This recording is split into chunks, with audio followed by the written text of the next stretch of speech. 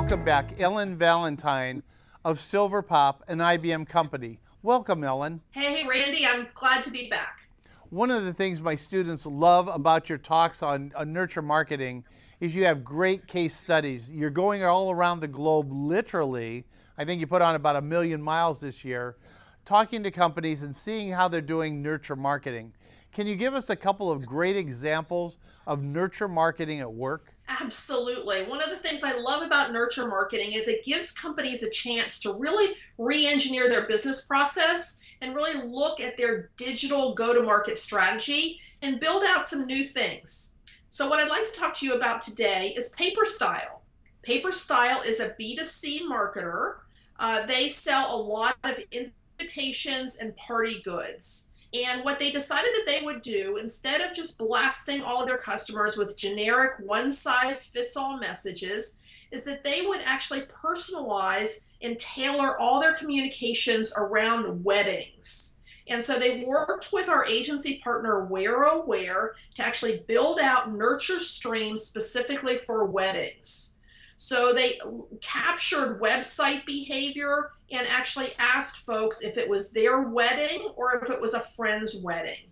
And based on that, those button clicks and based on the answers to those questions, they built out 2 distinct nurture processes, one for brides and one for friends of the bride.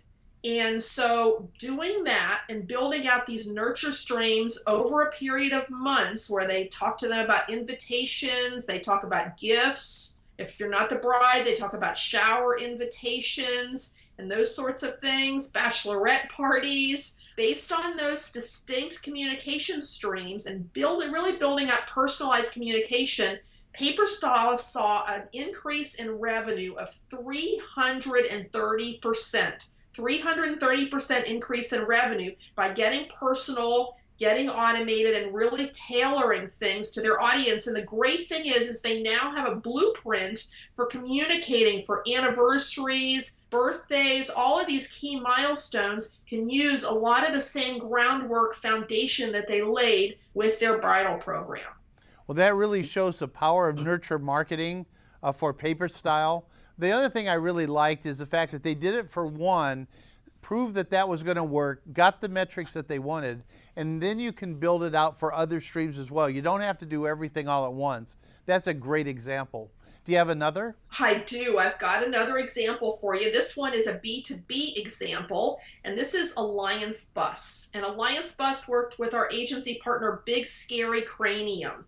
And think about these buses. The buses are actually used in child care settings. They're used in retirement homes. They're used in church settings. They're those, mid-sized buses that you see going around town, taking people to grocery or to church or to the nursery or the daycare. And these are very, very much a B2B purchase. You consider this over a long period of time before you actually upgrade your bus or make a purchase decision.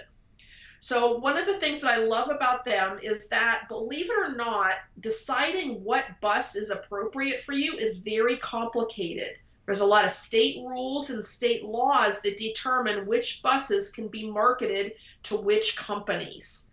So they took a lot of time to build out their rules and really determine which was the right fit and which videos and which content should be used throughout the nurture process. The other thing is that they really shifted. They shifted from, do you want to buy a bus? Do you want to buy a bus? Do you want to buy a bus? To how to buy a bus. So they've shifted from pushing content and pushing product to being that helpful concierge. And I really like their new approach. So they produced a lot of ebooks, a lot of guides, a lot of infographics and things, educating people about how to buy a bus. For them, they had some stellar results. They increased the number of marketing qualified leads by 400%. So these are leads that have been qualified and nurtured through digital marketing to the point where they were qualified enough for a sales team, and they increased that percentage by 400 times. That is absolutely amazing.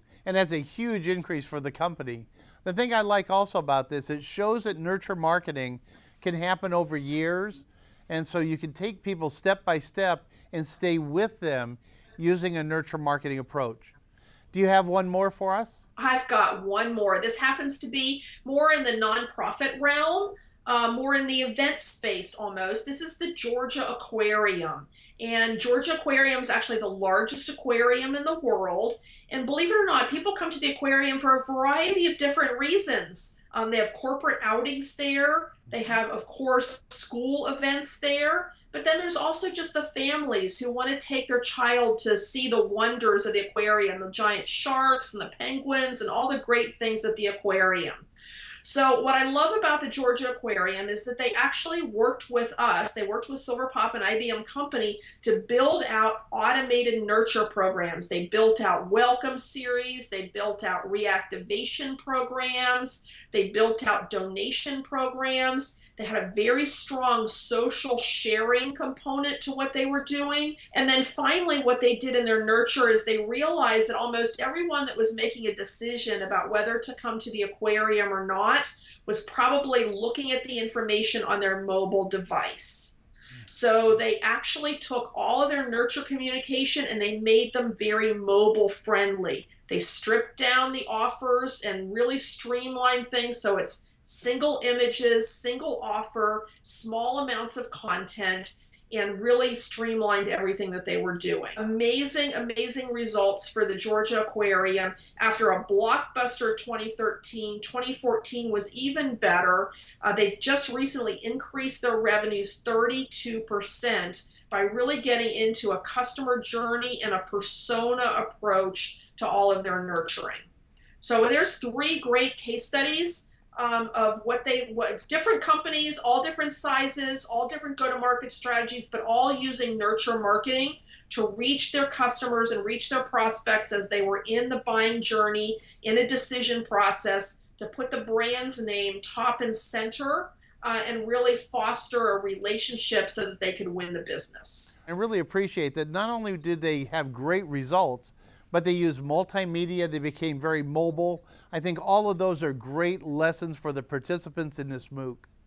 One of the things my students really like, in addition to your great case studies and your great explanation of nurture marketing, is the fact that you have great resources for people on your website. Can you tell us a little bit about that? Absolutely. If you go out to silverpop.com, go to the resources page, we too are doing our own nurture marketing. We've got lots of helpful content for you out there. We've got ebooks, we've got tip sheets, we've got webinar recordings, webinar invitations, we've got newsletters that go out. We've got lots of helpful content out there. I would encourage everyone to go out there and check out all those resources. And you don't want to miss our great blog. We're very prolific bloggers. We've got lots of authors out there contributing information about trends and what we see going on in the industry. So help yourself to all of our great nurture materials out on silverpop.com. I want to thank you for this great overview of nurture marketing, fantastic case studies,